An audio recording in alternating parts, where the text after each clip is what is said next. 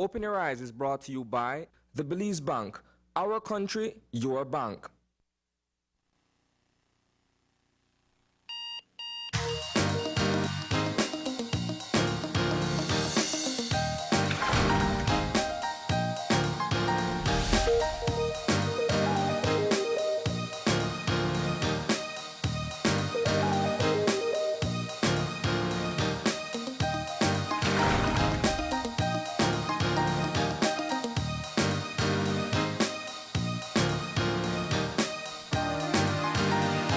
Good morning. Welcome to Open Your Eyes. Start your morning right. I'm Marlene Cuellar. I'm Asana Cayetano. And thank you for joining us this Monday morning. May 4th. That's right. Some people are back to work today.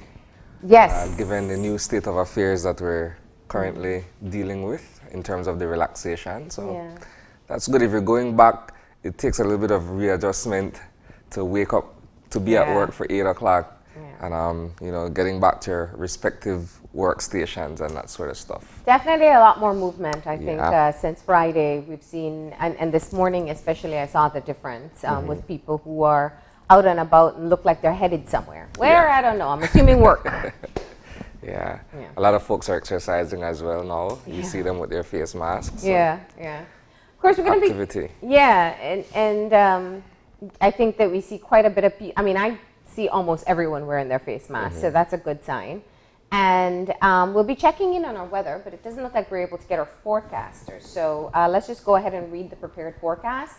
So the general situation is for generally fair weather to prevail over the area.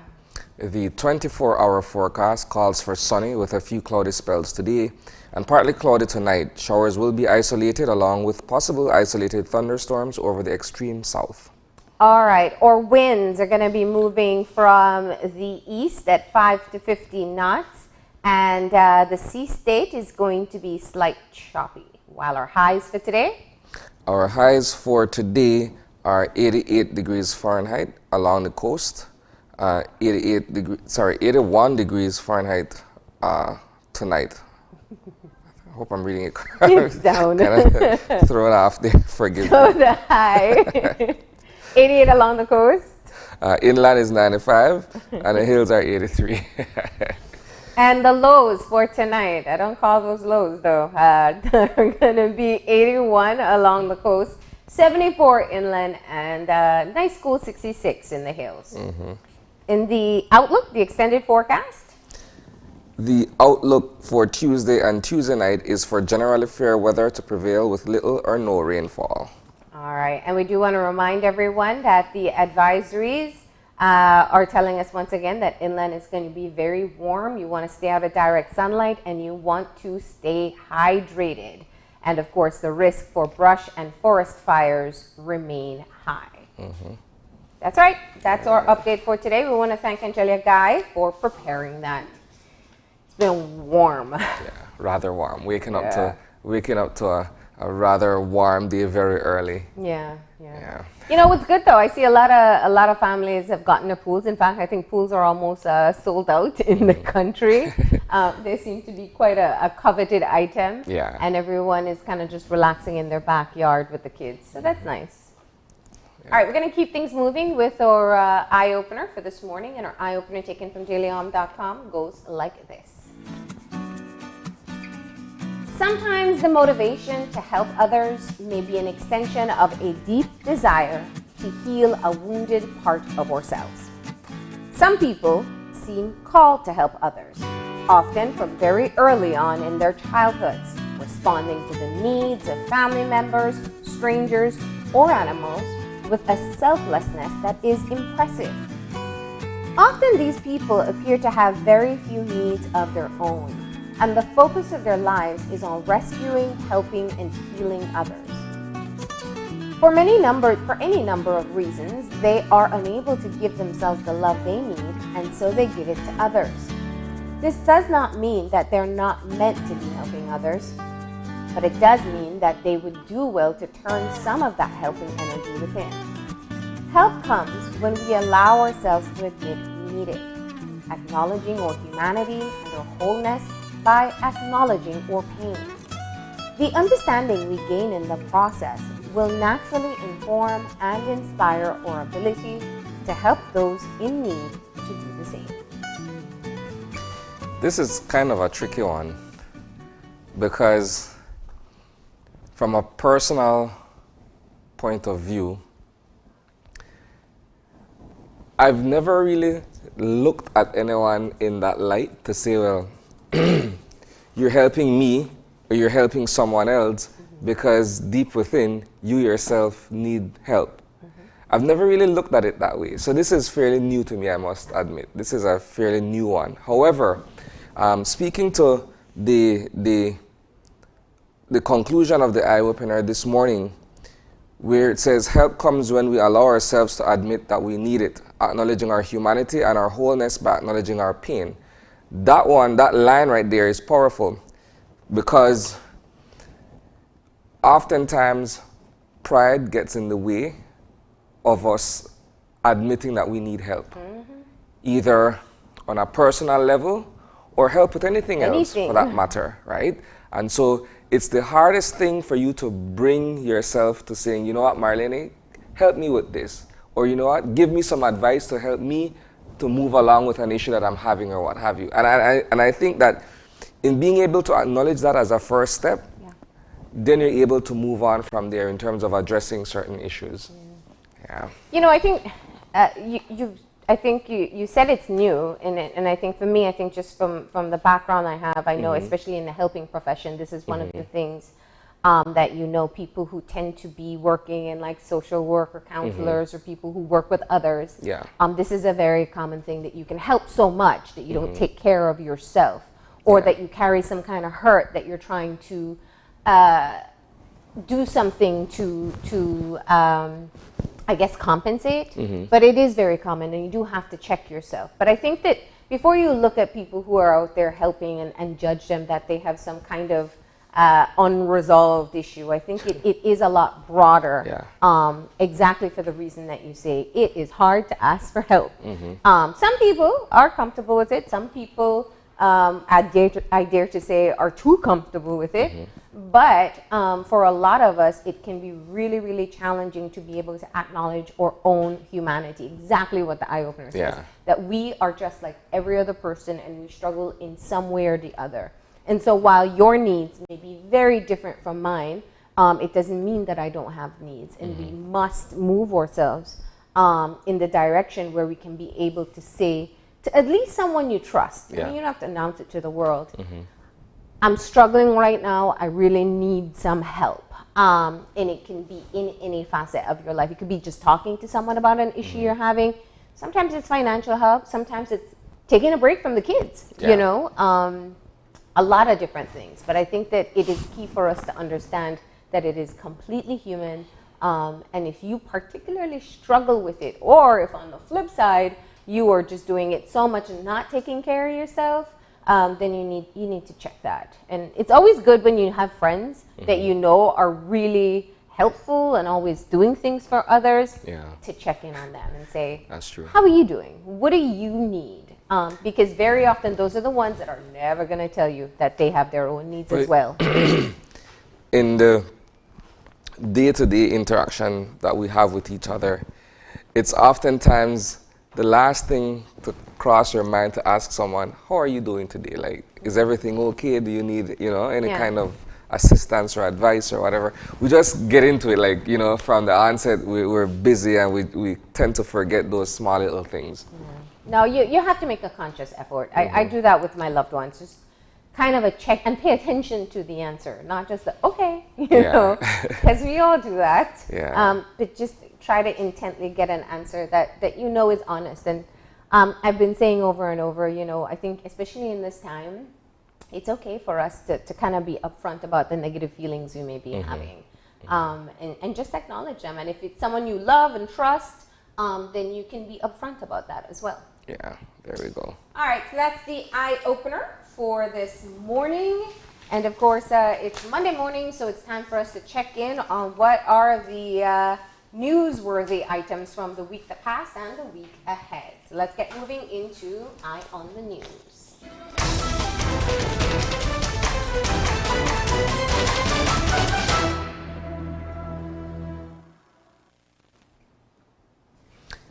All right, so going into the long weekend, we had a press conference, a virtual press conference, where the Prime Minister and the Chief Executive Officer for the Ministry of Health, CEO Goff, addressed the nation in terms of the new state of emergency that we're under, which is over a 2-month period to expire the end of June. However, it may very well be called off before then, depending on the progress of the country amid the COVID-19 situation. There was also an Ask the Expert session on Thursday afternoon, in which the Attorney General painstakingly went through each item in respect of the state of emergency, those particular regulations that apply to all of us. And so I put that out there as sort of the background of what we're going to discuss in this segment. Over the weekend, a total of 62 persons were arrested and charged for various offenses having to do with breaching the regulations within the state of emergency. And to me, Marlene, one of the most glaring ones, notwithstanding the fact that the Prime Minister on Thursday morning made specific mention that persons crossing the border, whoever are caught, will face serious fines and penalties, right? So confinement as well of 3 months on the first offense. And I would want to think that perhaps that would have been enough of a deterrent. The fact that there's a $5,000 fine, plus there's a confinement period as well, that would have deterred persons from doing so. Well, in this case, at least 2 persons were arrested and charged and taken to the Belize Central Prison for having violated these regulations. Now, what also comes to mind is the question of certain border communities. Outside of the known illegal crossings, for instance, the Botes and La Union and etc., you also have Benqueviejo, you also have Arenal, which shares a border, essentially. It's a border community that is split down the middle. So how does that work in terms of policing those areas of the border? So that's a question that I would want to see how that is being done, right? You know, you would hope, though, just to throw out there, is 2 people, and it is absolutely, they've been charged, I believe. Yes, they have. And they should face confinement. And I think that, you know, sometimes we hear of the regulations and we don't always put them into perspective. And this is a particularly important regulation, and the reason the punishment is so stringent, I would imagine, is because of the importance of people understanding why you shouldn't be crossing. Very clearly, we are now today 3 weeks with no new cases of COVID. This is very important for us to be able to keep on maintaining where we are with no new cases. And when you have the communities across the border that do have active cases ongoing, then you have to be extremely careful. Certainly. So not only are they just breaking the rules, but they're also impacting the entire country. If we get one more case, if they come in asymptomatic and they are interacting with family or friends and there's a spread that takes place after that, we're back to where we were at the end of March. So it's such a selfish decision for them to make. Well said. And I think that I would hope, because you're right, these border crossings are it's like walking to your neighbor's house. You know, that's how informal it is. But I would hope that the people in the community would be their brother's keepers, because they would be the first impacted. They would be the first ones who would come in contact with any person that traveled to another country, possibly contract the virus and bring it back. So for that reason alone, I would be extremely vigilant if I lived in that community about who is making that cross. When you look at the state of King Tanaru and the fact that they are experiencing huge numbers at this point of infections, and you look at the proximity between Chetumal and Belize, right? Then you understand, it contextualizes why we should not be crossing the border, legally or illegally or otherwise. It's literally right next door to us. Yeah. And if we're doing so well thus far, then the idea is to keep it that way, right? But these, in my opinion, are clear acts of defiance, because it's not as if though they did not go over it twice on Thursday, enough for people to understand what the severity of the issue is. Now, aside from that, we also have persons who have been charged for failing to wear a face mask. Now, this was the other thing that was discussed in great detail on Thursday as well, right? While yes, we're relaxing some of the previous stringent measures, this particular is it's like a must or a to-do. Yeah. Where it's mandatory. Yeah, it's mandatory. Where you, at the point of exiting your home or wherever, you need to be wearing a face mask. And so, I believe it's 15 persons who were caught and charged for not wearing a face mask. So the regulations say very clearly, any public space or public place, you need to be wearing a mask.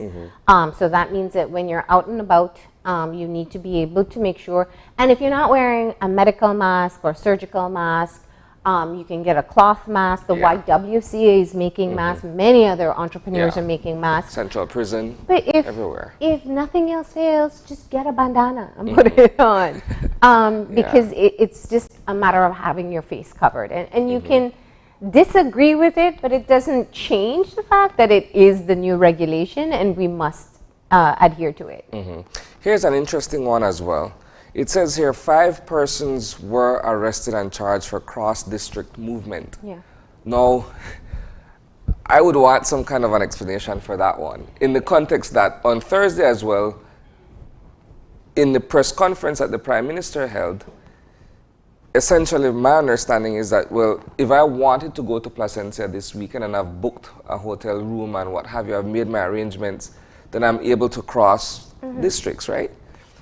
Unless if these persons really had no clear destination per se. Where are you going? Well, I'm just, heading south or wherever. Yeah, the Attorney General said you'd have to show, if you're going for tourism purposes, you'd have to show your reservation or your booking at the checkpoint. So it seems these people may not have had a purpose as to why they're moving outside of their district. Yeah.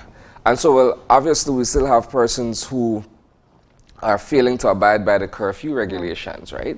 We have persons who, for whatever reason, still don't understand that after a month, you still have to be indoors by 8 o'clock. Right? So 9 persons were arrested and charged for that. But that's just an overview of So 62 in total, and that's across the country. Across the country. So again, I say it, I mean, we got to keep on getting these people that are breaking the regulations, but 62 over a 3-day weekend or 2 days, because I know the report came out yesterday, it seems that by and large, people are adhering, and I think that the numbers are reducing. Commending people for doing that and ensure that they continue to do it. The idea of relaxed measures does make us, I mean, I feel like all of us collectively are just breathing a little easier. You feel a little less uptight about it, but it's not the time to get complacent. While the numbers may be promising, and I can, we have the chart here, we're looking now at only 2 active cases in the country. So we have 14 recovered. Of course, we had 2 persons who passed away from COVID-19 and a total of 18 infected. So only 2 more people are yet to recover from COVID-19. And today makes 3 weeks since we've had no new case. I just wanted to make one acknowledgement that there was a murder in the Orange Walk district over the weekend. I won't go into the specifics of it. It's just to acknowledge that, yes, there was an incident up north. And that will be covered as well by our team of reporters today. And it seems that there's actually going to be, I'm guessing there's some level of confusion because there's an Ask the Experts again with Attorney General Michael Perry-Feet today. So I guess he'll be providing further clarity for people who perhaps, because sometimes, and this is always the challenge, the SI didn't come out until Thursday night. Yeah. That's when we really could have gotten a read on it and try to make sense of it itself. Other than that, you're relying on what the Prime Minister said, what the Attorney General said, and what the Commissioner posts on his Facebook.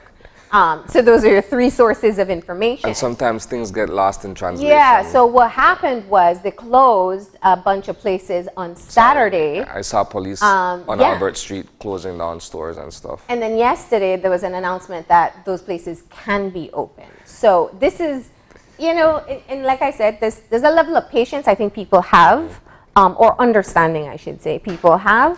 But we got to try to get the message as clear as possible from the start, so we don't have to put people through these types of experiences. It's what I had mentioned to a friend of mine casually over the weekend as well. So you have these three authorities in a manner of speaking, but they at some points they're not singing from the same hymn book. Yeah. Right, and that causes confusion in terms of how people move, how people operate, and that sort of stuff. Yeah. So I think, in terms of being able to clearly communicate what the position is extremely necessary. And I'm presuming that that's what the Attorney General will now seek to do later on today in terms of providing that clarity, as you mentioned. Yeah. You know, and even, because I remember there's the kids' curfew as well, and I know... Which has been extended. Well, that's what I was going to ask, because I know before the institution of this latest regulations for state of emergency on May 1st, there was an announcement that went out saying it was 6 p.m., and then there was a clarification made that it was 4 p.m. And so that's when people can really like run into if I only saw the first announcement and I'm with my kid out at 5 p.m. Yeah. And these are just little things that can happen. I'm just saying, I think we need to make sure that the messaging is uniformed. And I'm assuming that's why the Prime Minister was very vague with the details, because he understands you can't have many messages coming from other places. And kind of just get on the same hymn sheet so people can know what the expectations are of them. What I can recall, Marlene, is the Attorney General mentioning that for persons who are going back to work and come off work at 5 o'clock, there's an hour grace period for you to pick up your child from the babysitter or whatsoever. Yeah. And then you get home, right? So that's what he had explained as the reason for the extension. Yeah. Because people are going back to work and they'll need a sitter to look after their kids, right? So, but like you said, there will be, you know, the actual fine points on that to take care of today. Yeah, and there's quite a bit more that people can do now. The barber shops are open, the salons are open. Domestic workers can go back to work. Landscaping or gardeners can go back to work.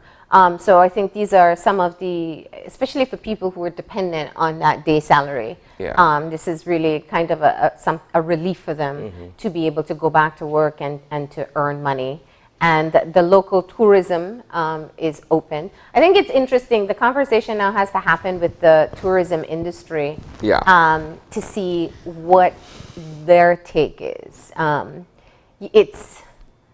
know I spoke with one hotel owner who said, you know, it's also a difficult decision to make, because if you were going to open and pay staff and cover the maintenance of the entire structure for guests that are just going to happen sparingly, it's actually more expensive rather than waiting until, you know, things get back into the full swing. So it's a decision, I guess, that a lot of hotel owners are perhaps grappling with, whether or not they'll open and under what terms. Yeah.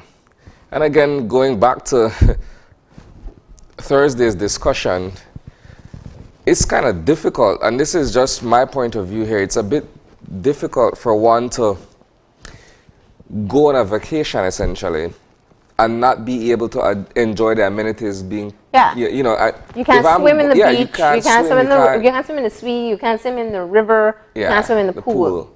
you can't sit at the bar or at the restaurant. So it kind of, while you're free to now go, it defeats the purpose of not being able to fully enjoy the experience. It's just that's my take. Yeah, that's a valid point, you know. Yeah. And you know, we are tropical people, so we think salt water is safe for everything. Yeah. It cures everything. But as we said, there'll be further clarification later on today from the Attorney General. And we can get a better understanding as to what is expected of us. But I can tell you some of the things that are expected. Social distancing is expected. It is 6 feet minimum. It used to be 3, now it's 6. And businesses are expected to put markers out so that you can be able to show your customers or your clients exactly where they need to stand to have that proper spacing. Yeah. Face masks are mandatory, not just for public transportation, but in moving around in public spaces and public places. I don't know what the differentiation there, but those are mandatory. You need to be able to put on your face mask. The curfew still in place, 8 p.m. at night till 4:59 in the morning. Yeah. You have no reason to be out unless it is an emergency or you are an essential worker going to work. And during businesses close at 7 as well, right? Yeah. To give that hour leeway for persons, employees to get home for 8 o'clock. Yeah. And during the day, you got to be out with a purpose. You got to be going to work. You got to be getting some essential stuff. And you need to be going right back home. It is not the end of the restrictions. It's just a lesser stringent version.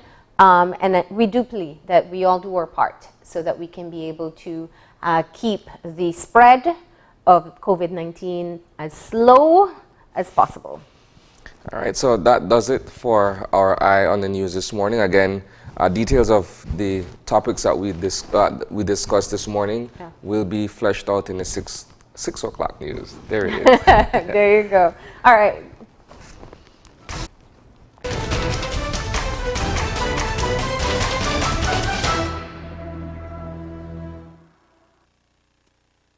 All right, and it's time for us to get moving into our show for today. And our COVID-19 update for this morning, we are going to be focusing on testing. So there's a lot of different type of tests that we've heard about. We're going to get Dr. Fernanda Cuellar to kind of break it down for us. What's available out there? What's the reliability? What are some options we can look at in Belize? That's our first segment for this morning. Our second segment is money management guidelines, and we'll be discussing with Corinne Fuller how to be able to manage our money during this particular time. That's right. And then it is actually Ramadan. So we're going to have representatives from the Ahmadiyya Muslim community talking to us about finding the lesson from COVID-19 during Ramadan. And of course, for Kids Time this morning, Dr. Binox will be teaching the kids the science concepts. That's what it says there. So about matter. Matter. What is matter? All right, so that's going to be the lesson coming out of Dr. Binox today in Kids Time. We're going to go ahead and take a break, but before we do, we got a big birthday shout out for today. Got to say, this mom has been reminding us for weeks that this birthday shout out was coming, and we got to say a big happy birthday to Khalees Clother. Yeah. Happy birthday to you, Khalees. Of course, her mom works with us here at Channel 5. That's why we know.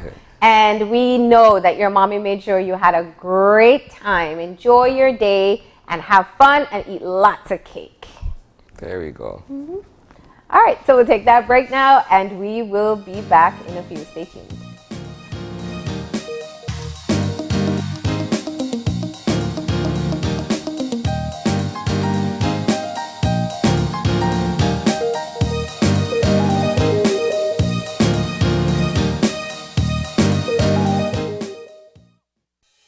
With over 100 years of service excellence,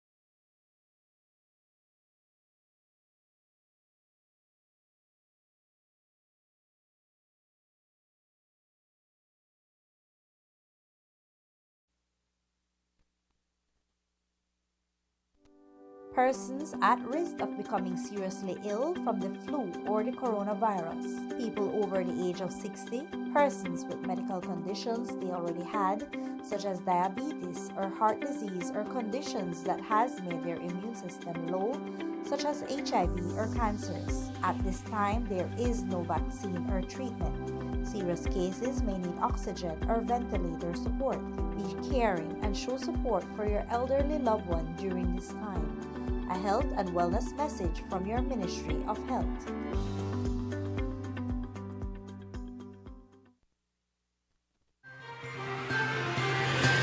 Today's COVID update is brought to you by Fulltech Systems, your technology center, where you'll come for the price but stay for the service. And we're back, and we're moving into our first conversation for this morning. This is your COVID-19 update, and today we are discussing testing. We've heard quite a bit about testing being done locally, but we're taking a much broader perspective as to what is available, what are some of the tests that are proving to be accurate or helpful in minimizing or containing COVID-19 cases. So here to have this conversation with us, or I should say joining us via the internet, we have Dr. Fernando Cuellar, who is from the Belize Medical Associates. Good morning. Hi, good morning, guys. Good morning, Doc. And once again, thanks for having me. Yeah, well, we appreciate you taking the time this morning. And this is such an important topic for us to be having at this time, because we know today makes 3 weeks with no new cases of COVID-19. What are your thoughts on that?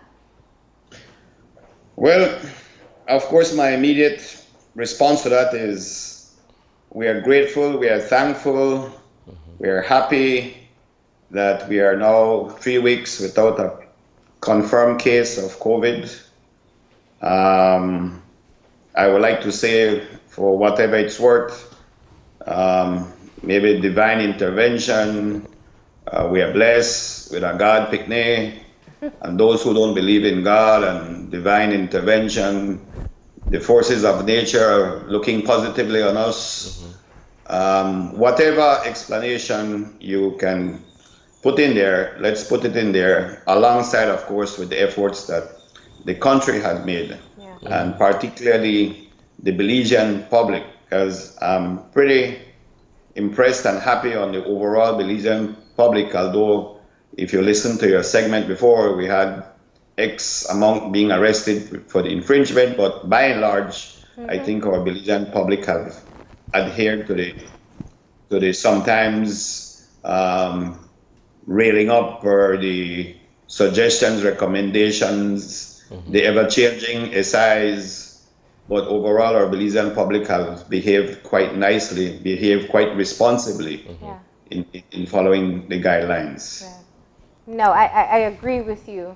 And I think that it is important for us to underscore as well that while we're talking about relaxed measures, we do need to keep up our part or responsibility in maintaining the social distance and the proper hygiene practices alongside whatever relaxed restrictions may happen.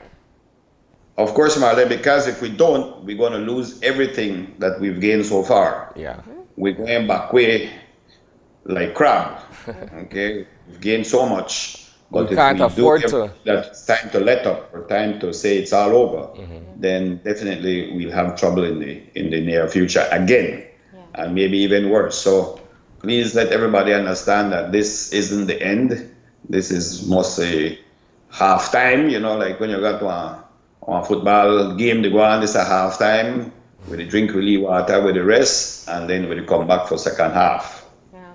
I think that's an accurate way of putting it, because we've heard, not just in Belize, but across the world, about concerns and the need for preparation of what is called a second wave.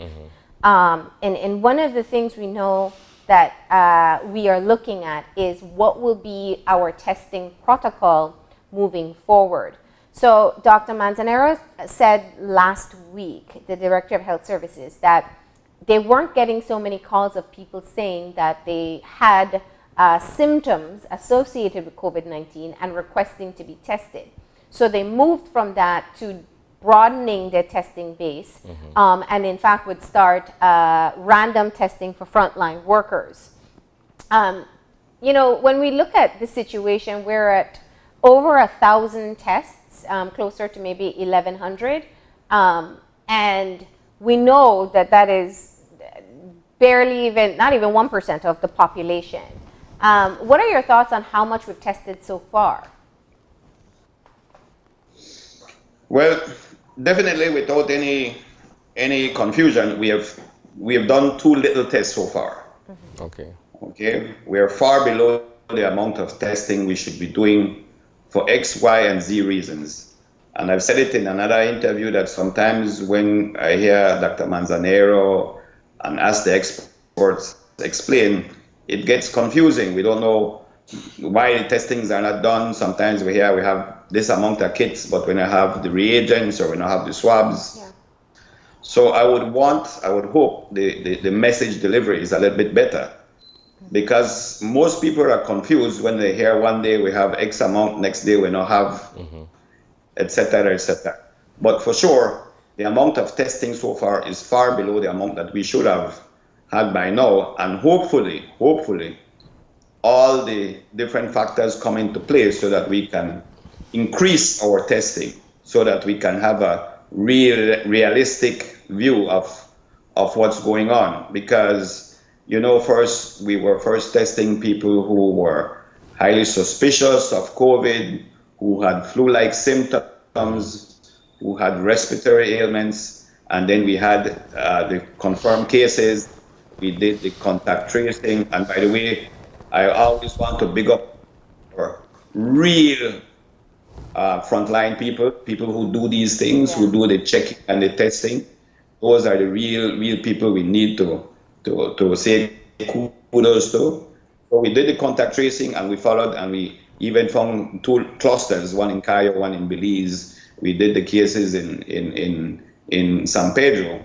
But I think now it's high time that we expand our testing to the other type of frontline workers, workers who are more in masses. Say, for example, the custom department, immigration, police, the healthcare workers, as part of the increased testing.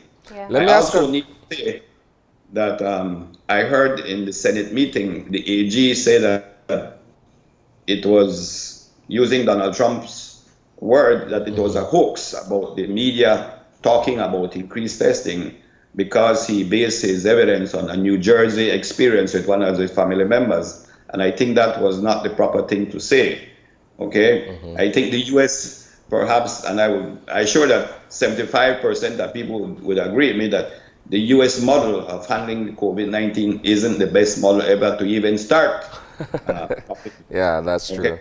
Agreed. So we definitely can't say those things in big settings like the Senate, where we say that this is just a hoax, or the media is just hyping up.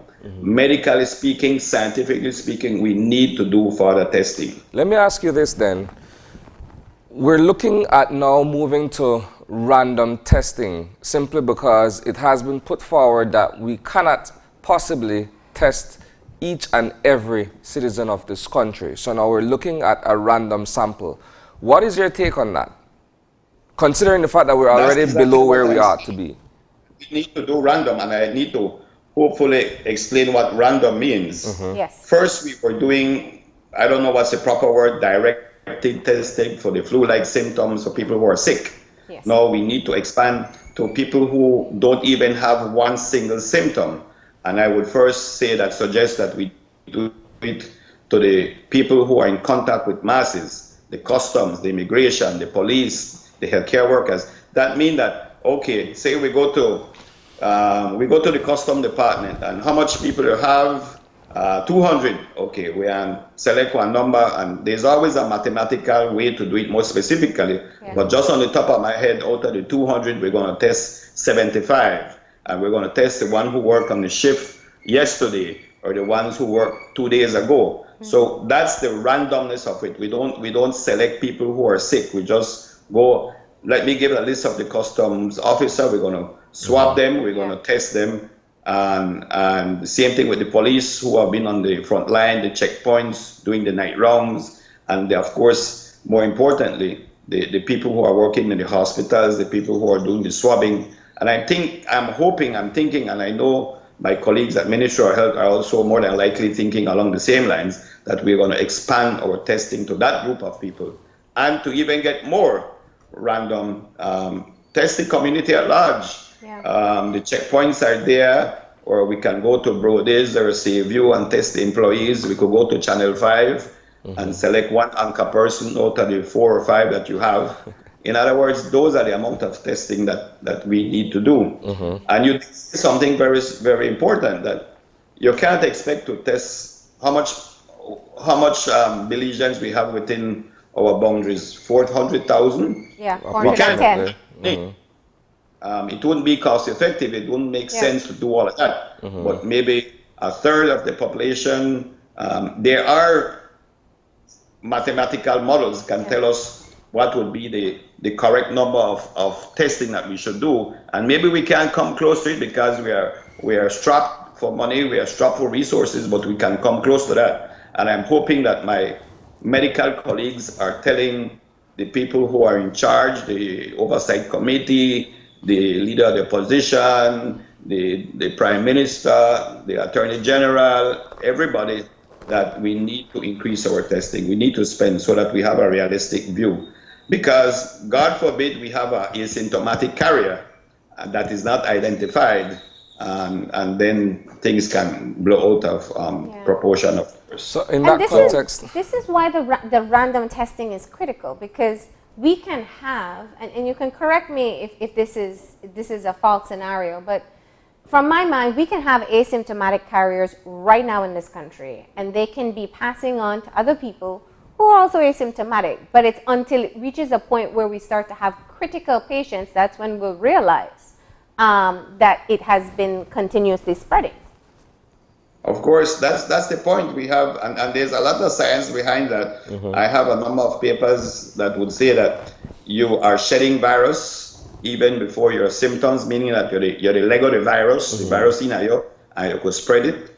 And some papers are even saying a day or two before your symptoms appear, you shed the most virus. So there's still a lot of uncertainty, but the general consensus is that you can shed the virus, you can spread the disease even before your symptoms start. Hence the reason for the random testing will be needed. And we need to spend finally extra money for bringing the amount of testing kits and to do that. What are your thoughts in this particular context then on rapid testing?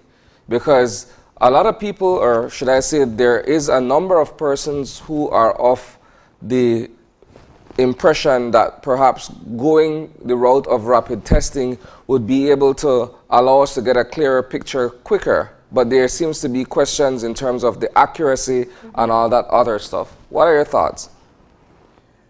Well, no test is accurate for anything. No test. We don't have 100% specificity, meaning that each time you do a test and the person have the disease, it can show positive.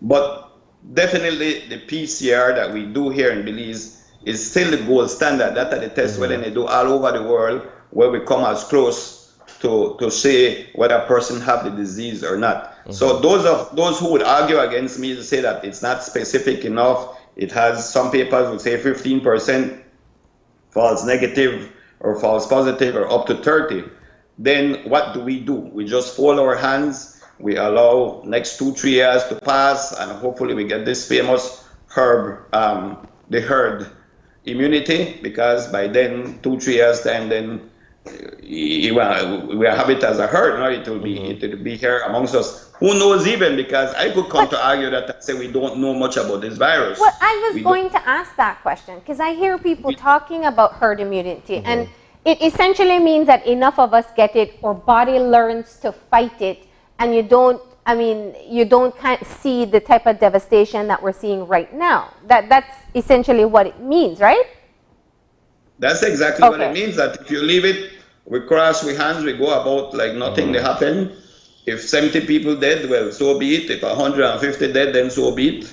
We could care that they died in the name of science to make everybody get immunity. But one of the enigmas, one of the questions that we have, we don't know about this virus, so we don't know. Yeah.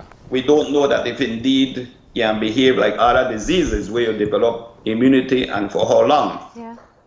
And as a matter of fact, it seems to be that the data is saying that people can be reinfected. Again, a lot of the COVID-19 data is just preliminary, but the preliminary science is showing that people can most likely be reinfected.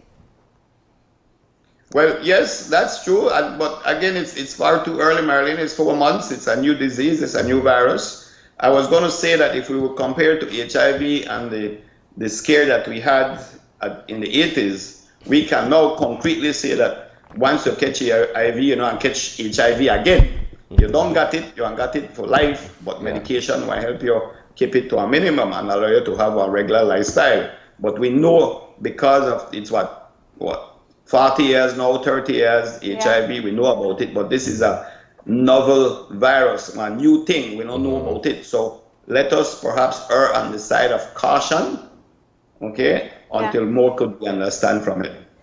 And I already want to add the thing about the vaccine. Yes. The earth, I think, the reliable or the believable experts, because, they got experts like Mr. Trump, and they got experts like Mr. Fauci. Who would you want to believe? I want to believe Dr. Fauci, of course. He would say that the vaccines might come available at the end of the year or early next year, but by the time you reach believe you me, be another year from that, because the bigger countries want to buy the most vaccine, and we talk about billions of vaccines. So we really look at being able to purchase vaccine either directly or through or PAHO. We know to get it to at least 6 months after, 1 year after it's become available. And we have the H1N1 experience to be able to use as a guideline for that. Because in fact, when the H1N1 vaccine came out, it was 2 years after we first detected the virus that we in Belize had access to that vaccine. And that is a very critical point to be able to share. One of the I would invite people to read about is the 1918 flu pandemic. Yes. That affected the world. That comes as close as it has come to what we are facing right now.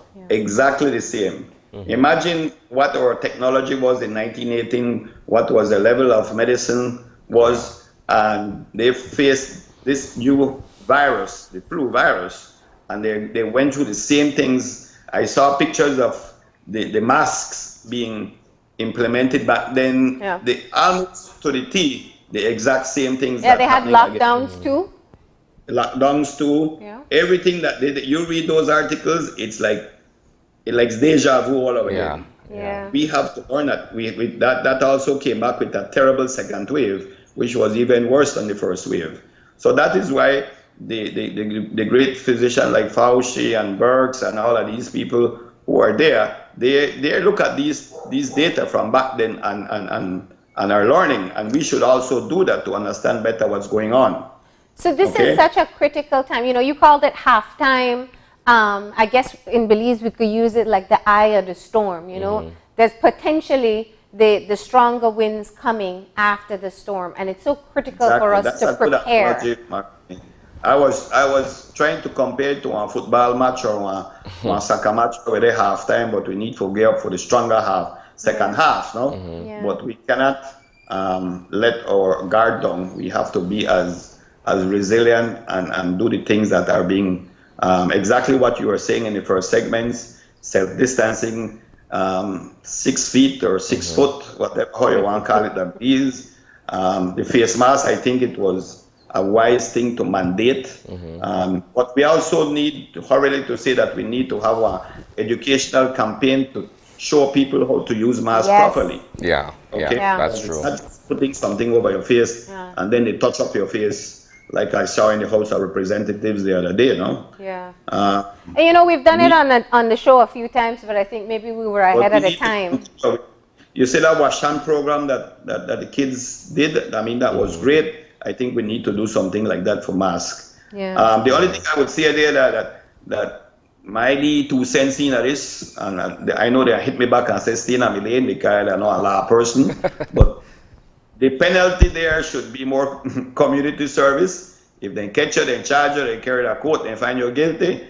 But you're not telling them to pay $5,000. Poor people ain't got money for eat right now. You give them another stress for $5,000. When this thing done, you do community service for 6 months. You're going to the prison or the hospital or clean the street. And then I think will be much more effective as a payback. Ironically, someone brought that to my attention over the weekend as well, that the penalty may be too stringent at a time when persons can't really afford food or other basic financial or basic needs. And so the $5,000, I don't know, it's kind of stiff. Yeah, they need to be more creative and make the penalties a little bit different than just the cash part. I do agree with I mean, I don't want to sound bad on TV, but I can't call it less than idiots who they try cross the border. Yeah. Because I see them with one toilet paper, but I know like you can't get toilet paper, I believe. Yeah. So soap and that sort of stuff. It was an incredibly selfish act. Okay, when we catch them, we do quoting at 2 hours. We set up one thing and judge will find them guilty and send them straight to jail. Make them do community work at jail. They find them. Send them to jail for 3 months, make them learn, and make other people learn that they know for do that nonsense. Because if they do that and they bring back something else, I believe we go back to square one. Yep. Yeah. No. This would be all for nothing if that were the case. And all of us who are trying to stick to the rules and to be able to practice what the guidelines are would be doing it for nothing if people continue with that type of behavior. But let me go back to the testing idea. So if we are able to achieve, and you said very clearly that the tests that we're using, which are from the WHO and PAHO, are really the gold standard. They're the best tests that we can be using to have the most accurate picture as to whether or not someone is positive. But what about things like the antibody test? Is that also something that we should perhaps be considering? Yes. A couple things there. Yeah. They're trying to develop what are called rapid tests for the virus itself, the antigen, the piece of the virus. They're trying to do that so that we can test at point of care. You go to my office, you go to the emergency room, then take the blood, and in a couple of hours, then see if you got the virus. That none has been approved as yet. Yeah. That are a different thing from tests for antibodies. Yes. Now, I think the use of the antibodies would be very more useful in deciding how we manage reopening our country. Okay. Yeah. Okay.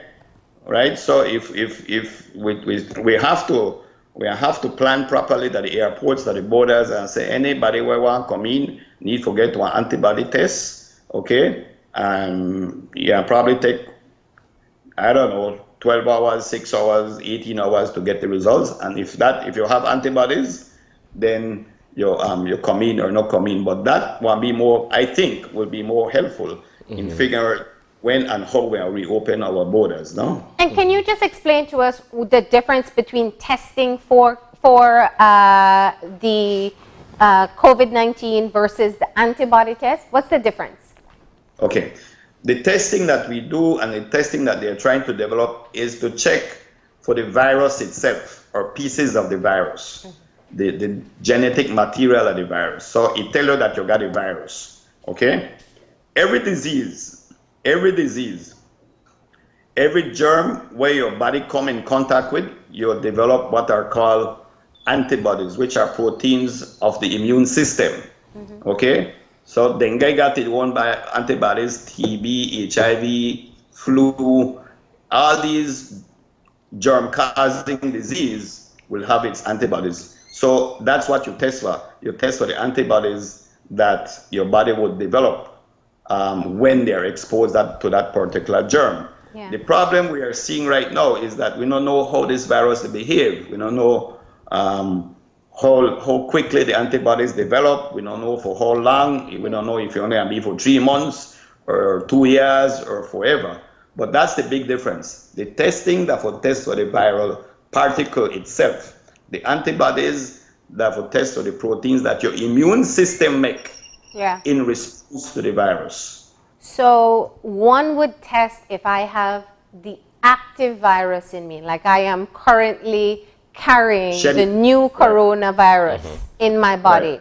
That would detect it, the test that we're doing right now. The antibody test would mean that I have been in contact with that virus. I don't necessarily have it now, but I have had it before. Right. That would be the main difference. That would be the simplest way you can say that. Okay. And so, I mean, you could be more technical and say whether they want IgM antibody or want IgG antibodies. Those in the medical field will understand that a little bit better, but it can be too confusing for the general public to start to dissect that one. But just antibodies say that you were exposed to it and you have immunity against it. To a certain extent. So you're saying a test like that may be helpful when we decide to open the borders to foreigners. Then we can know definitively whether someone has been exposed and perhaps, and I mean, does that mean that if you have been exposed that you're safer to enter the country? Yes, that you've been exposed and you have a certain immunity. Okay. Also, quickly, I need to say, unless there's any approved, either by WHO or FDA, any approved rapid tests for the virus, then we can use that to perhaps decide how and when we open the country. They're trying to work on it. They have given 15 different companies the task to do that. Everybody to try. It's a race to do it because the amount of money one company will make it for them one and be successful and approved. And once that's happened, then we have to stand in line with the TUSE, and hopefully we get the amount of these point of care testing. Let me get your perspective on this, because I know that people are at home. We're all watching. We're not medical professionals, but we have opinions on what's happening. And I know one of the concerns that people have had is when they hear that there is a reluctance to use a test that is being used in other countries, but not approved by the WHO or FDA. Talk to me about your perspective on that. How do you explain why for us in Belize it's important to rely on tests that have been approved by these bodies? Yeah, that's a very good question, because even us in the medical community have debates and questions about the same thing. Because, for example, the testing that came out at China and South Korea were initially not okayed by the US, because we think the US that we God. So if they not say okay, then we say no okay. But definitely they also changed their stance that yes, the tests out of China and South Korea are valid, and they themselves they bring in. You go here. Governor Cuomo from New York and the Ballet from New York, Patriots send their own plane go get kits from South Korea. That first was not allowed, but now they're allowing it because it's valid.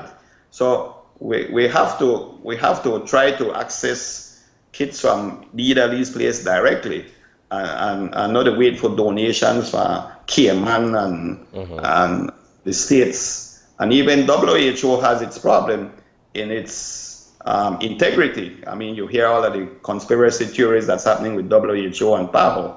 So yes, we appreciate the help and give way, but we also have to use our brains and research and say, you know what, we need 50,000 kits from South Korea or 50,000 kits from China. We check, and get the better accepted ones. But no expect that we can get it from the States, from the US. Not anytime soon. And looking, I mean, other areas that we need to develop during this time. So again, I want to be clear, 3 weeks, no confirmed COVID-19 case. It doesn't mean the end of us facing this pandemic. So it's really important that we kind of get our house in order to prepare to live with this until there is accessible treatment or accessible vaccine. What are some of the other areas that we have to critically build upon during this quiet time?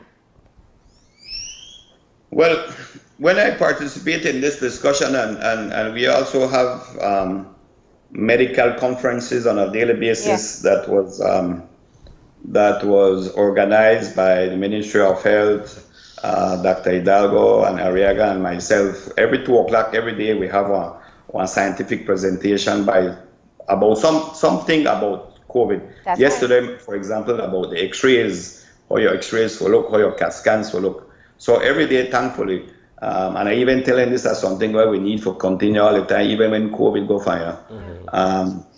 We discuss what else, no? We have to, especially us in Belize City, we have to stop think selfishly that Belize City.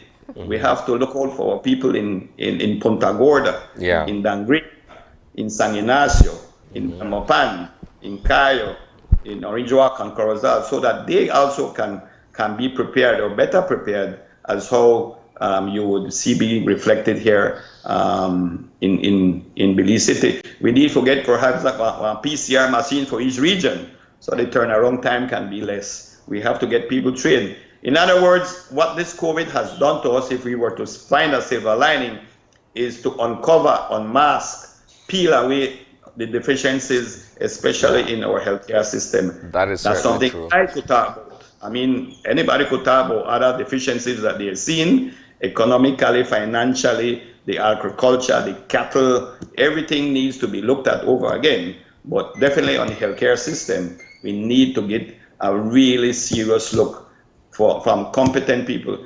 And say it again, and I want to say it, and I want my colleagues to make us say it. We need to have the leadership in the Ministry of Health have a health background. Oman said, I'm tired already. He need help. Okay, we need to select better leaders. We need to demand more as Belizean people, so that when COVID-21 come, in a better position. We perhaps would not be in all the perfect position, because you never know. But definitely, this serves to help that we need to plan for the very near future and properly. Absolutely important. Yeah. All right. Well, I think that's a good point to close off on for today. We appreciate you sharing your insight, especially when it comes to, I think what collectively everyone is seeing, which is we need to test more, we need to know more about where we are, and we got to get prepared for that second wave. Thank you so much for joining us. Thank you, guys. All right. Stay safe. And there Thank we you. have. That's Bye-bye. a conversation with Dr. Fernando Cuellar. A number of interesting bits of information coming out there. And so we want to thank him for sharing in that conversation in our COVID-19 update. We're going to go ahead and take a break. And when we come back, money is tight. Money management, but it's probably even more important to manage when it's tight. So that's going to be our conversation after the break. Please stay tuned. This COVID update was brought to you by Fulltech Systems, your technology center, where you'll come for the price, but stay for the service.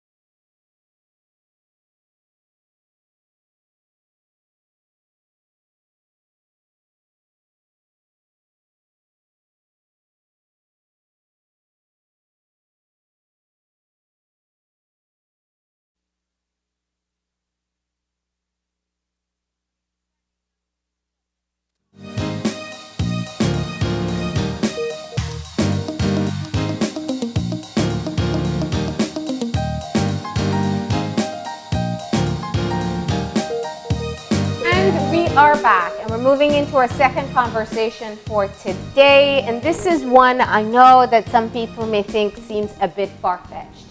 Financially, it's not just the country that took the blow. Every single person is finding themselves trying to manage, some with no pay, some with less pay, and some with their streams of income completely evaporated.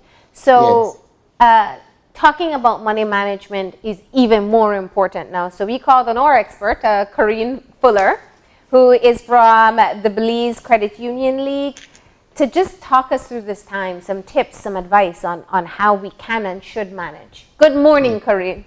Good morning. Good morning. Good morning. Good morning. It's good to be here, even though the circumstances are kind of challenging, right? Yes, And we were discussing before how this has been what we've been talking about over the years, and the emergency is here. Yeah. And you're right, it is affecting everybody in one way or the other. And it is a true emergency. Who knew in December, when we were talking about planning for Christmas, that we would be in this situation just a couple months down the road? So it is here, and we have to try and deal with it. So one of the first things I would say is to generally, for everybody, no matter, and we'll talk about the different categories really of where we stand. Everybody, it's important for us to try to stay healthy. I think that's a very important thing. And you know what you need to do to be healthy. If you are taking medication, you need to make sure that you have your medication to take it. Try to eat as healthy as possible. Follow instructions from the health authorities and also the other authorities. So those are some basic things that everybody needs to pay attention to.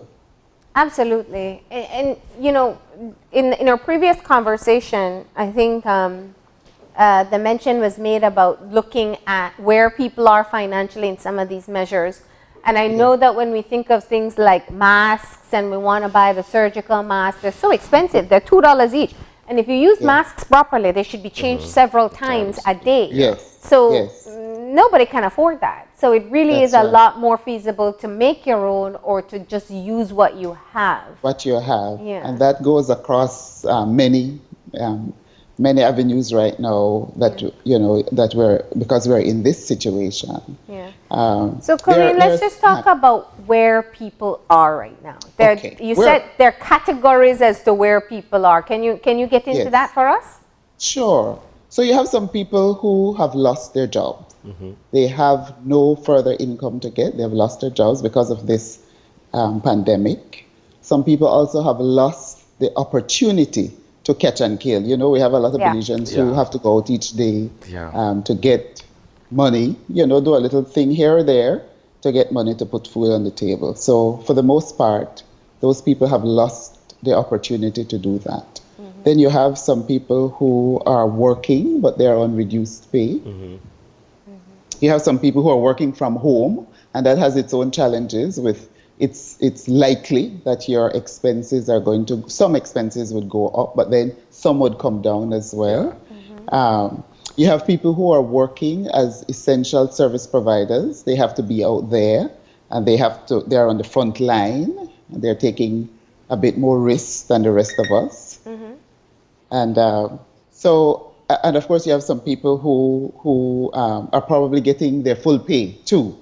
Where nothing much has changed as yet, because as you know, we don't know. It is so uncertain. Even if you have a job now with full pay, you're not certain that this is going to be your reality for the next 12, 24 months or so. So it's like we're almost all in the same kind of basket kind of way. We're all affected in some way or the other. We're all affected. So how do you manage money under these circumstances? I mean, it's even more important, but where do you start? So you said take care of your health first, which I'm assuming you mean whatever money you get, buy those essentials, like your medication or whatever. Yes, that's a part of it. One of the first steps, though, is to include the whole family. This is when I was going through what we were going to talk about today. I was saying to myself, this is what we've been saying. Yeah. You know, nothing much has changed really, even though a lot has changed. Yeah. Include the whole family in the discussion so that everybody's a part of the process, and the sacrifices that will have to be made, everybody could participate in them. Yeah. So one of the things that you could do, and this goes across, some might be relevant to some people that we spoke about earlier, some might not be, but I'm hoping that we could, get something from what we're discussing today. Yeah. First thing, get information about the government assistance from reliable sources. Yeah. Make sure that you know what you qualify for. Apply for everything that you qualify for. Have patience. Be persistent. We've heard about many people who feel that they weren't attended to. Yeah. But then I do know that eventually a lot of people do get attended to. So try to be as persistent as possible and patient. There's also, it's not only government who is providing assistance. They have many other community groups that are providing assistance to people who are in need. You have NGOs, you have individual citizens, you have other organizations and so on. So, you have to be resourceful, look around in your community to see what is happening, what help is being provided, and see if you could benefit from that. Now, all right. Go ahead. Go ahead. I was going to say that important is for everyone to create an emergency budget. So it doesn't matter if you're working on reduced pay or if you have your full salary. Okay. We're in serious times, right? Everybody recognizes that, I think. And so if you are still working and you're still getting your pay, you should really seriously think about putting aside that emergency fund that we've been talking about all along. The one, if you're able to do so. So if there's extra after you've taken care of the basic needs, put it aside because you don't know how long. Or there are even things like the threat of loss of your job, of losing your job, or even the threat of losing more of your salary if you're already on reduced salary. Exactly. So we should all be downsizing. We should all be downsizing, Marlene. Let me ask a question here, Corinne. Let me ask a quick question based on what I think is a practical scenario that many people find themselves in at the moment. You have those of us who are either on reduced salary, those of us who are without a job, and we're forced to remain at home given the state of emergency and what we're all experiencing. But when you have the entire family at home, the likelihood of certain utilities going up is more than likely your water bill, your electricity bill is going to go up. But then you're not making the kind of money that would have allowed you to be able to defray all of these monthly expenses. How do you now find yourself budgeting what you have versus the use of certain utilities and reinforcing that in the kids or in other adults around the house that they need to be able to, minimize their use of fans when they're not in the room, turn off the television, or, you can't be filling a pool of water every Saturday, that sort of stuff. Yeah, things like that. Okay, so let's talk about an emergency budget then. Okay. So, you need to create an emergency budget, and it will be based on your situation, on a lower income. So again, it is whether you are really making a lower income, and also if you're making your same income, again, the uncertainty is there. So make an emergency budget and base it on lower income. So you're going to focus on what are the most important expenses. So you know that you have to pay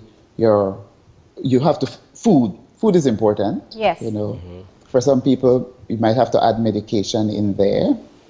Be prepared to sacrifice. So while you're putting together this budget, you have to realize that we have to sacrifice. And you will need to eliminate any expense that's not essential, you know. And of course, you will want to look on each category of the expenses and see how you can cut back.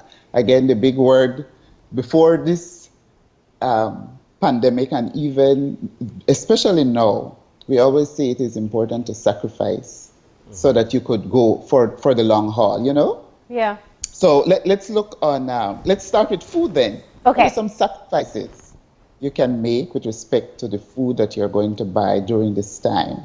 Again, we recognize that for some people, for many people, it's going to be extremely difficult. Some people probably don't even have a budget to buy food, so they really have to depend on the social services, right? But let's talk about those who have money. There's a lot that you can cut back with your grocery bill. Yes. And sometimes it's looking for cheaper options, but also doing without some things. Doing without, for example, if you have $1, you could either buy a pack of chips or buy between 7 and 10 banana. Yeah. So you make the choice. Which one is better? You could buy between 7 and 10 oranges. You know, you could buy 1 apple. So what are you going to choose if you have with your dollar? Yeah. You have a family that you have to take care of. You have children who are at home. They're no longer at school getting on the school feeding program. So you have to make wise choices. Yeah. The same story we've been saying, don't waste. You know, don't let things spoil. Use what you have. Maybe you have some canned stuff from last year that you had for the hurricane or whatever, you know, in your hurricane basket of goods. Maybe it's time to pull those things out and make sure they're not spoiled too, so that you don't get sick. You know, maybe you have things in your freezer that you've put there. You know, you really have to be resourceful. You could think, you know, as Belizeans, we like to eat beans and meat. You know, we just fill it up. You could eat beans alone. You don't have. It's a source of protein. It's a complete meal. That's right. You know, things like that you could look at with respect to food.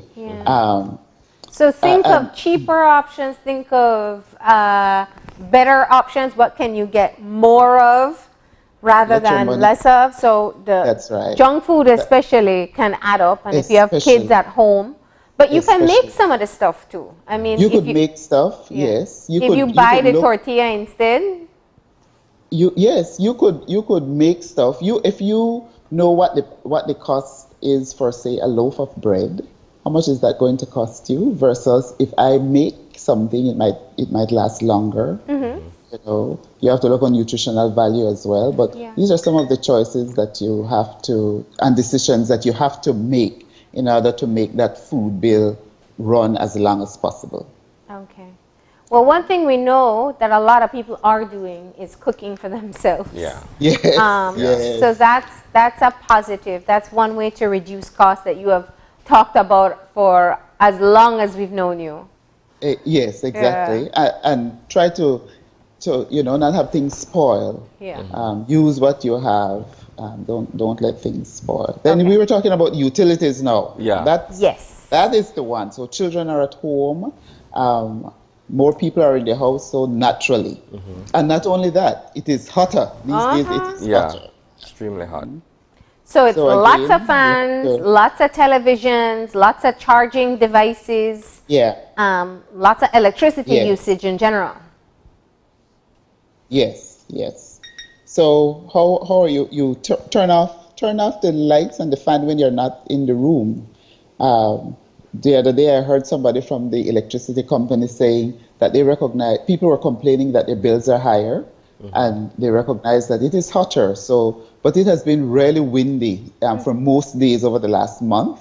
So it might mean instead of turning on the fan, you go out on the veranda and enjoy the breeze. You know, that kind of way. You have to be mindful that we are in different times, and we really have to cut back. So you have to make a concerted effort to reduce that utility bill. So trying to conserve, understanding what pulls a lot of electricity, you know, not opening the fridge a lot, or keeping it open for a long time. You know, like that, not using a lot of the stuff in your house that pulls a lot of electricity. So it's, you know, it's the same things that we have been talking about, only now it is we're forced to do it, you know? Yeah. Not ironing one piece at a time, but putting all the ironing together. In fact, if you're not going to work, you probably don't even need to iron, you know? Valid point.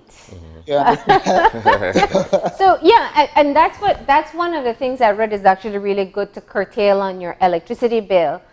Do things more in bulk. So let's say you wash a small load every week. Just wait until you have a big enough load and do that once. Right. Or the same thing with Right. ironing, because then that's just one pull of electricity versus every single week. Exactly. Hanging clothes on the line instead of using the dryer. Yeah. You know, with respect to water, you could, some people, I see people, actually I see my neighbor watering her plants with water from out of her kitchen. You know, instead of just throwing that down the drain, you're using, you know, you're utilizing water, reusing it. Yeah. And also find out if any of the utility providers are providing some relief. Electricity, water, you know. And I think that is part of their consideration. They're also saying that they won't be disconnecting, right? They won't be That's disconnecting right. during this 3 month But that period. brings me to one of my primary questions before we run out of time. There are some reliefs that are being built into this time. You know, we know from the banks, and I want to get into that one. Yes. But even with the utility companies, so you may not be disconnected, so people may be tempted to not pay the bill.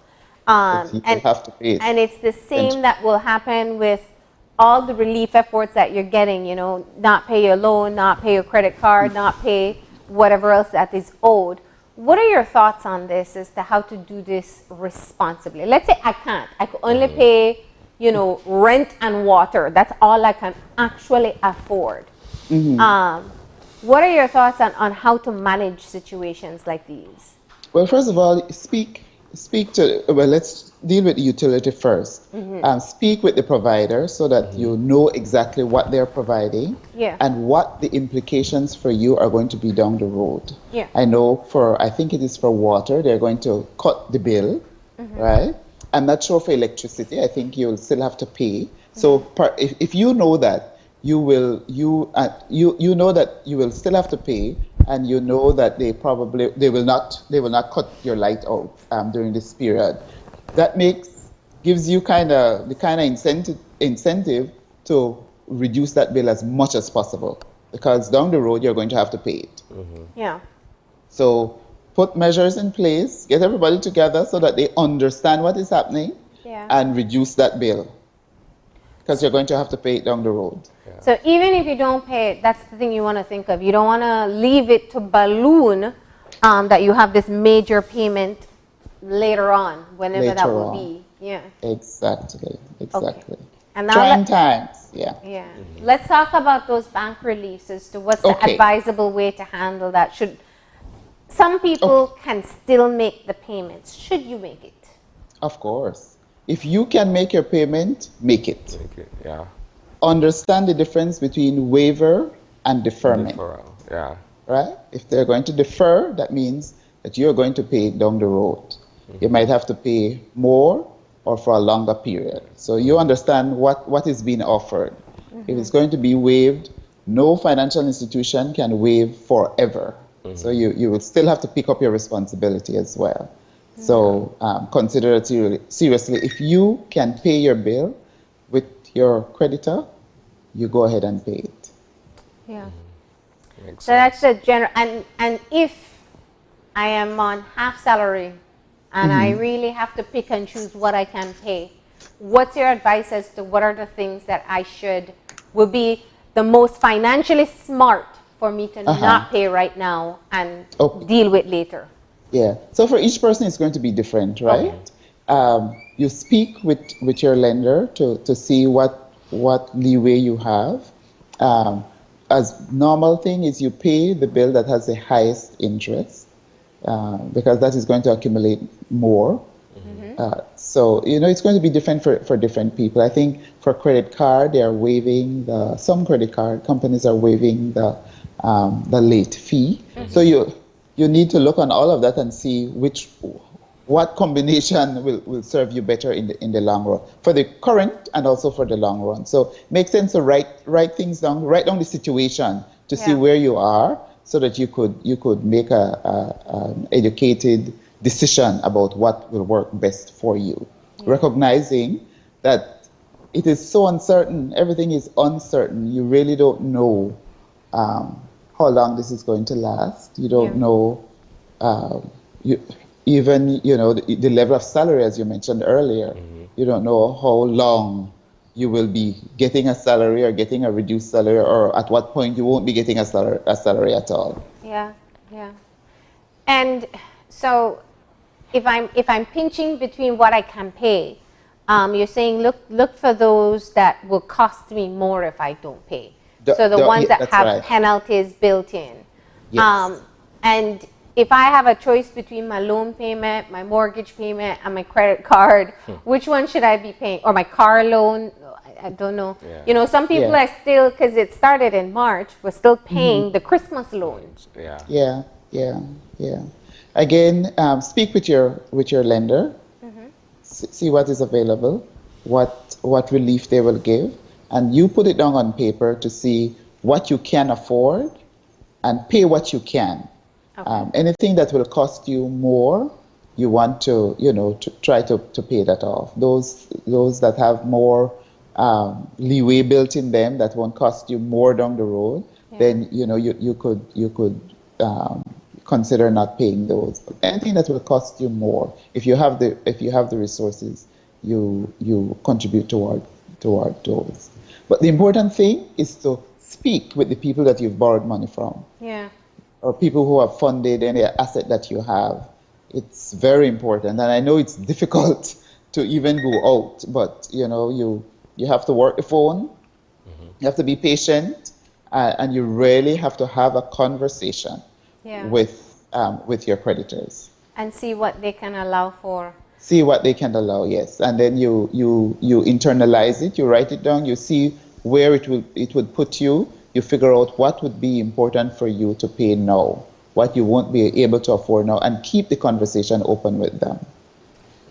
What about accessing these fast loans, these quick cash loans? It seems, when you drive around, those are the places that always have long lines because people are just trying to get fast money. What's your advice? Well, we've always said that fast money has a high interest on it, and some people probably have not realized how important it is to sacrifice. So you have to really look on what you're doing with respect to that, because nobody's going to lend you money and don't expect to get it back. They will want back their money. Yeah. So you have to make sure that you're in a position to pay it back within the guidelines that you've agreed on, and that you're not overextending yourself. Sacrifice. We have to sacrifice. These are not ordinary times. Yeah. We have to sacrifice, and if it means not eating the way you used to eat before, then seriously consider that. Sacrifice. We have to sacrifice. That's important. What's the most concerning thing for you? I mean, you know very well the financial situation that people may find themselves in and the tough choices.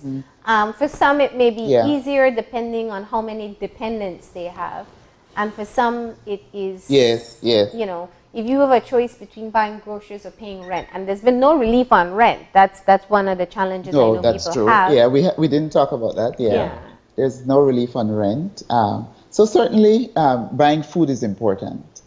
That I think you asked what was my main concern. I think that is the main concern for many people, that regular people won't have the resources to buy food to maintain themselves. With respect to rent, you speak to your landlord. People have a heart during these times. Speak to your landlord early, but put your budget together so that you could realistically make a determination as to how much you can pay, and have an honest and heart-to-heart conversation with your landlord. That's the only thing you can do. these people, they have their expenses as well. Yeah, some of them are relying on That's what that makes it rent as their income. Yes, Exactly. That's yes. what makes it difficult. That makes it difficult. So we really have to converse with each other, and we have to have empathy for each other. We have to help each other as much as possible, because sometimes just a small gesture from a person can go such a long way for somebody who is in need. So we really have to look within ourselves and help out each other as well. In communities, let me tell you, there's always somebody who has it worse than you do. There's always somebody who has it worse than you do. So we could come together and we could assist each other as much as possible. And at the same time, we really need to focus on sacrificing so that the resources that we have, we'll be able to make it last for as long as possible.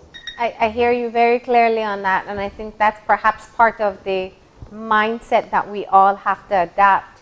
If things are financially hard, it's not about trying to make whatever money you make give you the lifestyle you've been used to. It's about changing your lifestyle to suit what you're making, and even less, because we don't know long term what's going to happen. That's right. Very uncertain. Yeah. Very uncertain. The thing is, tourism drives a lot of our economy, and it is not, when we get through this, it's not that everybody is going to pack their bags and come back. It's going to take a while. They themselves have to rebound as well.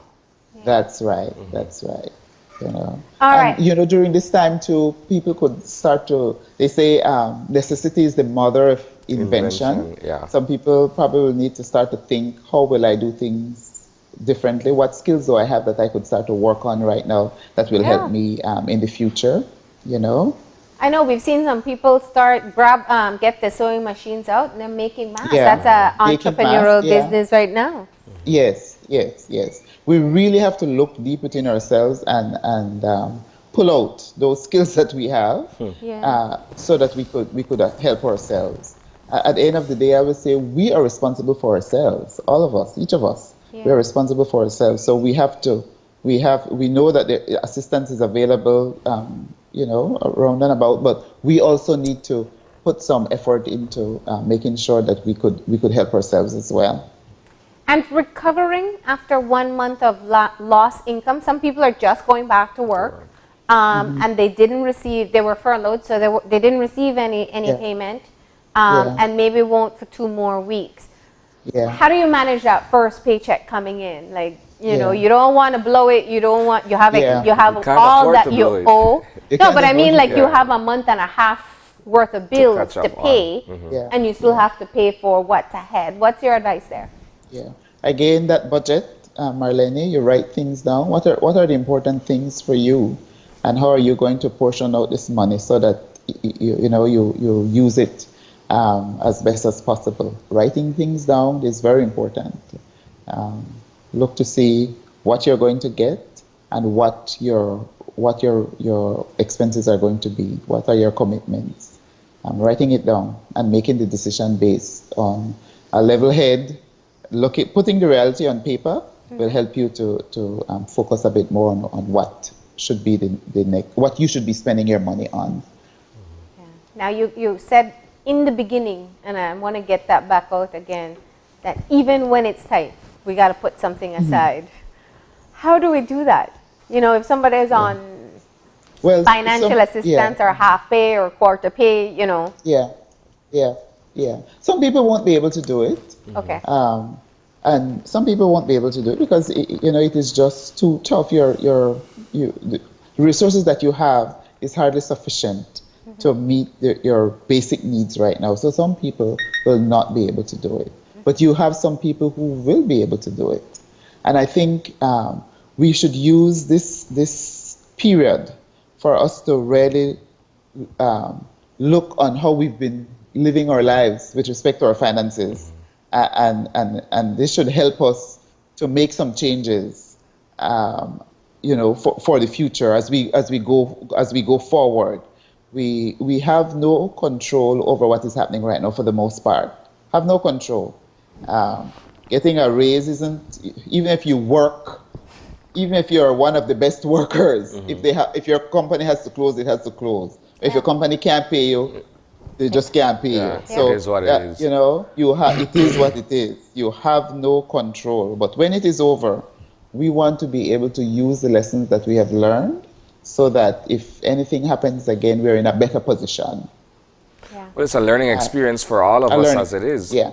Because it's the first time for our generation or for many that they're actually experiencing something like this where Yeah. financially you need to be more prudent in the way you spend the little you have, the resources at Yeah. hand. Yeah. Yep, yep. Uh-huh. So we use the lessons that we've learned over this period Yeah. to be able to do better when things improve. Yeah. Any final advice, Corinne, to people who, money talk just is more depressing Yeah. to them right now? Yeah, yeah. This too shall pass. We'll get over this. It's going to be a long struggle, a hard struggle. We don't know for how long, but there is light at the end of the tunnel. It will pass, and we have to learn the lessons that it is teaching us. I Do the appreciate best your we can. optimism. Yeah. Oh yeah. Yeah. Yeah. All right. Well, thank you so much for sharing these tips with us. Write down that budget and cut down everywhere that you can, from the food bill to the water bill to the electricity bill. Cut down as much as possible. It's not just about finding the money to live your lifestyle. It's about reducing the cost of Making your changes. lifestyle. Yes. Adjusting. Yeah. All right. So we are in MAGA season mode continuously. I tell you. I tell you. All year round. Thank you so much, Corinne. We know it's a tough my topic pleasure. at this time, but we knew you'd be able to offer us some good advice. I hope it was helpful to at least a handful of people, that they could see the light at the end of the tunnel, and they will understand the importance of planning even during this difficult time. Yeah. Thank you very much once You're again. welcome. My pleasure. All right. There you have it, a bit of how to manage your money even when things are tight. Some really important points coming out there. We hope you appreciated it. But what we're going to do now is go ahead and take a break and talk about learning lessons. We're going to be talking to a representative of the Ahmadiyya Muslim community about learning the lesson of COVID while they celebrate Ramadan. So please stay tuned.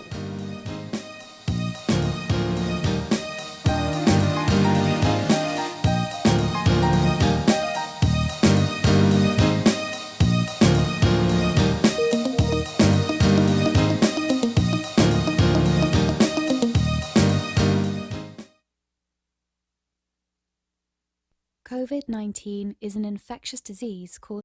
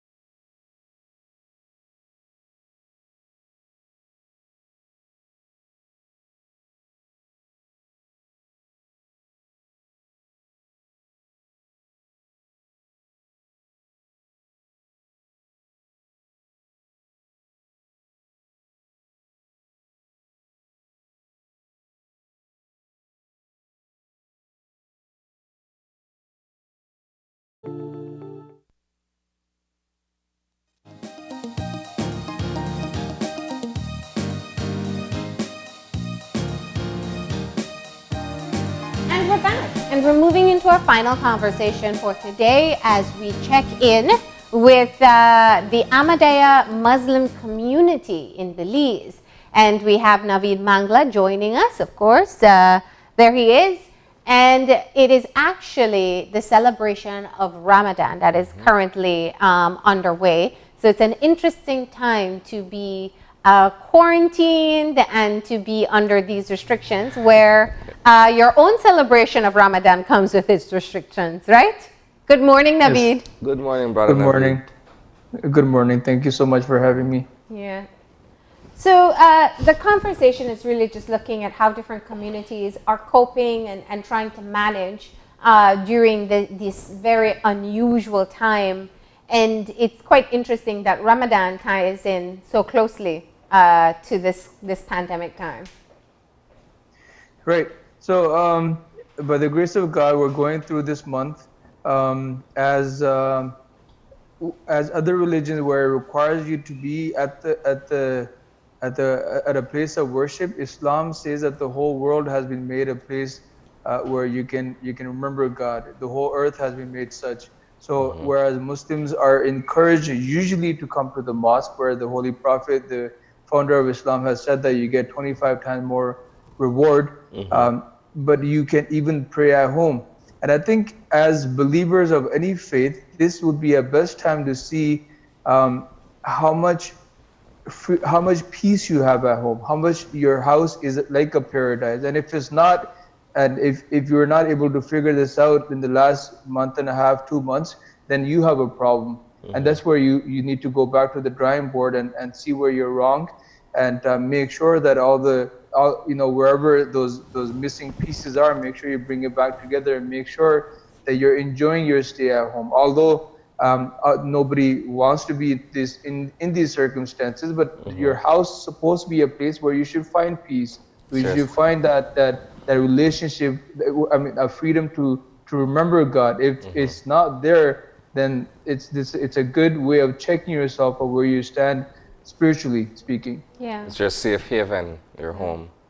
So since you've not been able to congregate for worship, we've seen other churches take it upon themselves to kind of broadcast services. Have you done the same? We're doing this every day around 8 p.m. on the Ahmadiyya Muslim Jamaat Facebook page. We have various different topics for our members, women, kids to learn from, so that they're being spiritually equipped while they can't go to the mosque. They have something that they can practice and listen to at home on daily basis. Yeah. And what has it been like? I think you started Ramadan on April 23rd. Yes. Okay. It's been today is the 11th fast that we're going through. Ramadan is not only to take care of yourself, and primarily it's for that. It's basically to see where you stand spiritually and all the faults that you have committed throughout your life, and particularly from the last month of Ramadan till this Ramadan. God gives you opportunity to repent and go and make peace with them. And the Prophet of Islam has said that this is an ideal month to get your sins forgiven, and he has said that very unfortunate is a person that goes through this month is not able to get his gets his sins removed. And he has also said that a person who fasts the 30 day of fasting, he comes out of it as a newborn baby. And that's why all of us look forward to this month, because all of us are weak, as the Holy Quran says that khuliqal insana dha'ifa, that man has been made very weak. So whereas God says that we're weak, and at the same time he expects us to do obey so many commandments, in the middle he has given us that leniency of repentance, that you try your best, but the parts that you're not able to commit or fulfill, then I am here to listen to you, and I will accept your forgiveness and repentance. So therefore we look forward to it. But another important part of the month of Ramadan is to realize of all the blessings that God has given upon us. We every time when we open the fast at night here, it's crazy that when I look out the window, sometimes I realize that I have been to houses beside me in my neighborhood where people don't even have what I have. And this is the number one lesson that you get, that at least you're eating at the end of the day. And whereas people are forced to fast every day because they really don't have food. So this is a big lesson for Muslims of being grateful. You know, there's a story of a person who was going out of his house. He was a believer. He had faith in God. He got out of his house, and he realized that he doesn't even have any slippers. And he couldn't afford slippers. So he looked up into heaven and started praying that, God, what kind of God are you? I'm a loyal and servant of yours. I pray to you, and you haven't even given me any slippers or any shoes to wear. While he was praying, he saw another man crawling who did not even have any feet. And right there and then he started crying and started repenting and apologizing that, God, I was selfish in praying because at least you had given me feet. Right? So likewise, this is a very humbling experience at the end of the day, that at least God, although I was fasting, I couldn't eat, but at least at the end of the day, there is food on the table. And there's many people, even in Belize, we don't have to go to other countries. In Belize, we notices on daily basis that there are actually people that don't have what we have. And that's why we promote giving throughout the year, but particularly in the month of Ramadan. We did a pantry bag program. Yeah, I was just about to ask you to get into that, because I know that going into Ramadan, you guys had a program where you were delivering or distributing much needed food items to some of the impoverished neighborhoods in the city. Yes, we have done that at the beginning of the month of Ramadan, and we will be doing it again. If yourself or anybody else has any idea of how we can get to those people that are actually needy of this kind of assistance, please let us know, because this is also a challenging, that we're a community with very minimum resources, and it's hard to get to the people that are actually deserving of this kind of help. Right, so we're there to help, but sometimes we, as a community who is just growing, also needs guidance on to how to get to those people that are actually need this kind of help. So maybe in the next pantry program, we were thinking of just going to the elderly, or having them to call us or text us and tell us where their addresses are, and we can go and deliver it to them. Right, because I think these are some of the most vulnerable people that we have in our society. Yeah, absolutely. So you're still finding time to do your outreach, like many communities, I think, at this time. I have a question just about the cultural practices under Ramadan. Has the pandemic, as we're experiencing it collectively across the globe, caused any changes as to what is typically expected of Muslims during Ramadan? Not really, because at the end of the day, it's your relationship with God Almighty, regardless of where you are. And mosque is just there to boost that relationship. Right? At the end of the day, you still have to come home and live your life as a Muslim. Muslim is not a person who just goes to a mosque and he's called a Muslim. Muslim is a lifestyle which you adopt 24/7. So I think this should be very helpful for those who are hiding their faith the whole time. And now that you're stuck at home, at least you get to understand of where your level is actually, and where you stand before God. If anything, this should be helping. Yeah. Is there anything else that you are doing during the month of Ramadan that Belizeans need to be aware of? I know you've mentioned the food pantry program that you guys have embarked on, but is there anything else that you guys are doing as a matter of community outreach during this time? Well, not community outreach, but I think this is a lesson where we as people should come together and look at it generally, that at the end of the day, God is the Most High, and if He can give us everything, He can take it away in seconds. One thing that this pandemic has taught us, and everybody, the whole world has kneeled down and and has no, I know that later on there will be vaccinations and so on, but at one time God has taught us a big lesson that He's the ultimate Lord. He can do whatever He wills, and we as human beings are very weak, regardless of how arrogant sometimes we think we are, but we have been made very weak. So one lesson that we should learn from it is that we are only here as travelers, regardless of how long we live, at 35, 40, 60, 80. At the end of the day, we have to go. Yeah. We have to go, right? And I know that by the grace of God, we're not suffering here as much in comparison to other countries around us, but still life is short. How much have you prepared? Even if you go to market, we take our wallets with us. The women would take their purse with them. How much have you prepared for this long journey that God has given us?